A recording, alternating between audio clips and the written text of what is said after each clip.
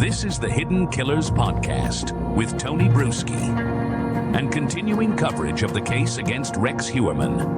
Welcome back to our final segment analyzing the Peacock documentary about Rex Heuermann. It's called The Gilgo Beach Killer, House of Secrets. You're breaking it down with psychotherapist Shavaun Scott. What you're about to witness is perhaps the most heartbreaking footage yet. In it, Rex Heuermann's daughter, Victoria, grappling with the impossible question, can you love someone who just might be a monster? Her journey from denial to acceptance, from blind loyalty to painful questioning, represents what mental health professionals rarely get to see so rawly displayed: the real-time psychological processing of unthinkable trauma. Before we dive into this footage, I need to provide context about Victoria Heuermann's journey that makes her words even more poignant. When Rex was arrested in July of 23, Victoria was working at her father's architecture firm. She wasn't just his daughter, she was his protégé, following in his professional footsteps, building her career on the foundation he provided. In an instant, she lost not just her father, but her mentor, her employer, her entire professional identity and personal as well. But the losses go deeper than her career. Victoria went from being the daughter of a respected Manhattan architect to being the daughter of an accused serial killer. Every Google search of her name will forever be linked to the murders. Every job application will require explaining why she left her last position. Every new relationship will eventually lead to the question, wait, Heuermann? Like the Heuermann? What makes Victoria's perspective so valuable is her age during the murders. As she points out, she was 10, 12, 13 years old when the Gilgo Four were killed. She was doing homework while her father was allegedly hunting women. She was at school while he was allegedly disposing of bodies. This temporal disconnect creates a unique psychological challenge. How do you reconcile childhood memories of a loving father with evidence of horrific crimes? And here's something crucial that wasn't discussed in our segment. Victoria's artwork. Since her father was arrested, she's been creating disturbing pieces that seem to process her trauma. Dark, violent imagery that Rex's former friend described as showing another side of the family dynamics. It's as if her subconscious is working through what her consciousness might be struggling to accept. There's a 90-10 split. She mentions her father being present 90% of the time, but absent that crucial 10%. It's particularly revealing because that 10% wasn't random. It wasn't business trips or golf weekends. It was specifically when the family was away. Every single murder Rex is charged with committing occurred during that 10%. What child would think to question why daddy encourages family vacations but doesn't join them? Victoria's comment about being on the fence has evolved significantly since this documentary was filmed. By the time of its release, she'd moved from fence sitting to believing her father is most likely guilty. This evolution, captured in real time, provides invaluable insights into how family members process evidence that contradicts everything they believed about someone they loved. What Shavaun Scott and I explore in this segment is the psychological concept of ambiguous loss, grieving someone who is still alive but no longer the person you thought they were. Victoria isn't just losing her father to prison, she's losing the father she thought she had to the reality of who he might actually be. It's a form of grief that has no roadmap, no cultural rituals, no sympathy cards. Can you imagine going to the store? Go to the Hallmark aisle. Let's see here. There's a shoebox greeting. Sorry, your dad's the Gilgo Beach Killer. You're a winner. Thumbs up. We also delve into how predators like Rex don't just victimize those they killed. They create expanding circles of trauma that engulf their own families. Victoria's humiliation, her struggle with public shame for crimes she did not commit. Her desperate need to see evidence before accepting the truth. These are all symptoms of what psychologists call perpetrator-induced trauma in family members. Prepare yourself for raw honesty as Victoria articulates what many family members of accused criminals struggle to voice, that love and hate can coexist, that you can, despite someone's actions, while still carrying love for who they were to you, that accepting someone's guilt doesn't erase your history with them. It's a psychological complexity that challenges our binary level of thinking about good and evil. The part of, me standing my ground and wanting to see the evidence first is, in a way, protecting myself. But it's protecting me. It keeps my head on straight with everything everybody is saying. One person saying this, one person saying that, prosecutors saying this, but my memory says this. So yeah, the fact that I'm standing my ground and I need to see the evidence is keeping my head on straight from all this. Let's watch one more here of her observations on maybe Dad. Even with all this growing evidence against him, maybe there is some loyalty still to my dad and to my mom too. Like, listen, whether the world likes it or not, whether I like it or not, he's my dad. They can't take that away from me. I don't know what acceptance looks like. Acceptance to me is just, I have to move on. I think if he was guilty, it's gonna start to become like a love-hate relationship. This is my dad, and I love him as my dad. The hate is this other side of him that came out. And going forward, I'm not gonna interact with him the same way I would have if this never happened. Both the feelings, love and hate, can coexist.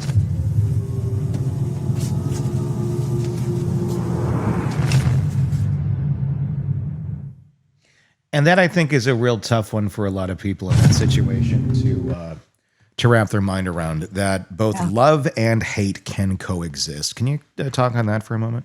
It's very, very, very true. And it's hard to understand, because when we think of love, we think of unconditional love, because we hear that term all the time.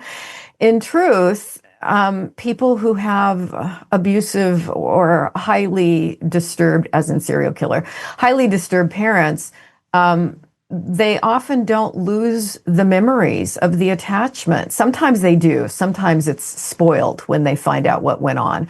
But for many, they struggle for a long time with that, all the good memories, because they have good memories. And in many ways, that person contributed to their development in positive ways. And so it's like they have to compartmentalize. And she also strikes me as somebody who's maybe having some therapy, because she's doing a pretty articulate job of talking through the struggle, the inner struggle that she's making sense of this right now. Yeah. I mean, you don't want to normalize or accept abuse as being a good thing by any means. But what she talks about in her memories, at least of what she shared, doesn't sound abusive. It sounds like Dad was actually playing a role of dad. How would you talk to someone if maybe you've had this situation where a client has this sort of a situation of they're really struggling because part of them, they did have a good relationship. They did have good memories. They were not affected by the monster behind the curtain, but they have to square that up with reality. How does one do that? How does one hold on to those good things and still be able to look at that, I know, with some sort of warmth or fondness because that was their reality at the time, while still accepting over here that, oh my God, look at what this guy actually did? Or can you? I think it's a slow process, but it's exactly that. It's talking about the good times and validating that was real for them, but at the same time bringing up, but here's the other side, so that they can over time start to integrate the truth that this was a terrible person who sometimes did good things and treated some people well. And so it's just, there's no way to do it quickly, but there's just that constant talking through blending those two things. It's sort of like being in an abusive relationship where you can think of, oh, but 9 out of 10 days he's great and he treats me with kindness in all these other ways. But that's not the totality of the person. And, the other piece, it's important to integrate that. So you just keep talking about it. And I think it gets easier for people over time to make sense of that.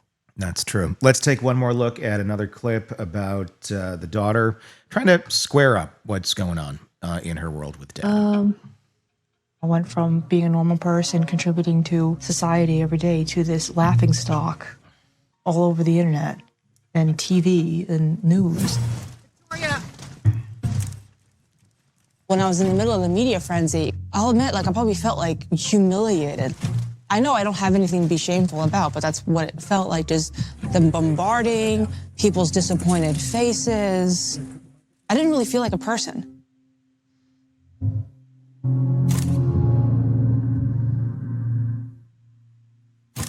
They ask questions, why didn't I see anything? How did I not know?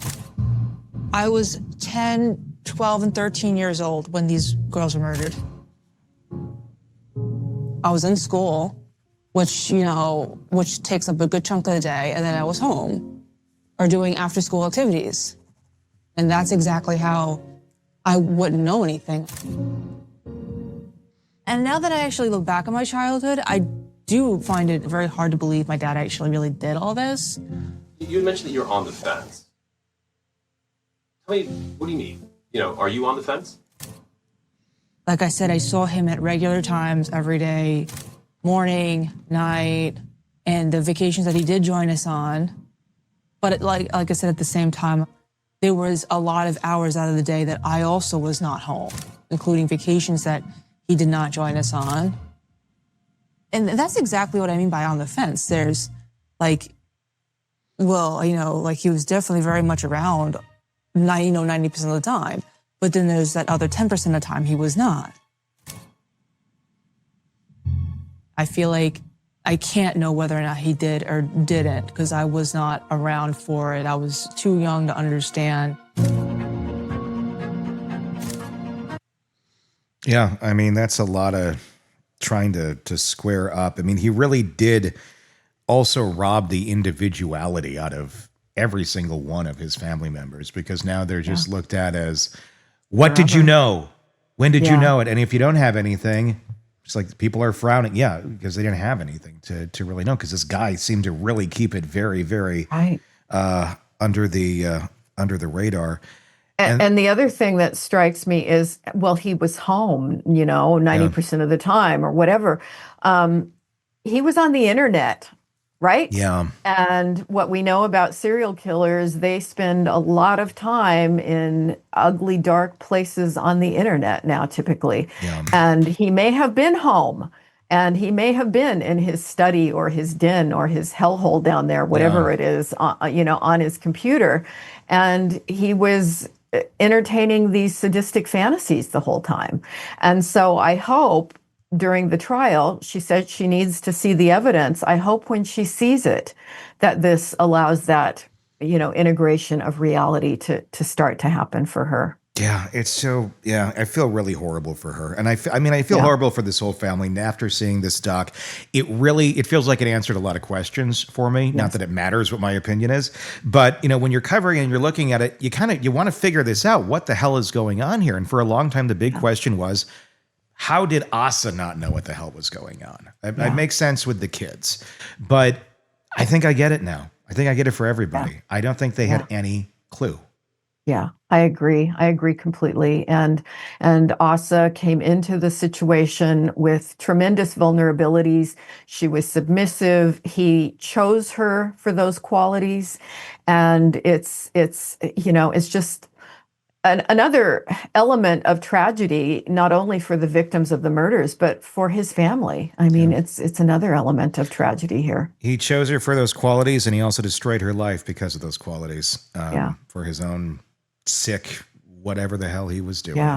Shavaun Scott, psychotherapist and author, thank you so much. What we just witnessed with Victoria Heuermann is something profound. It's a young woman publicly processing trauma that most people can't ever imagine.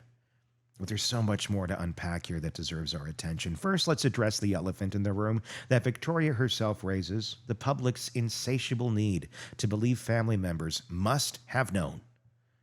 This isn't just curiosity, it's a psychological defense. If we can convince ourselves that there were obvious signs that family members were complicit or willfully blind, then we can maintain the illusion that we would never miss such signs in our own lives.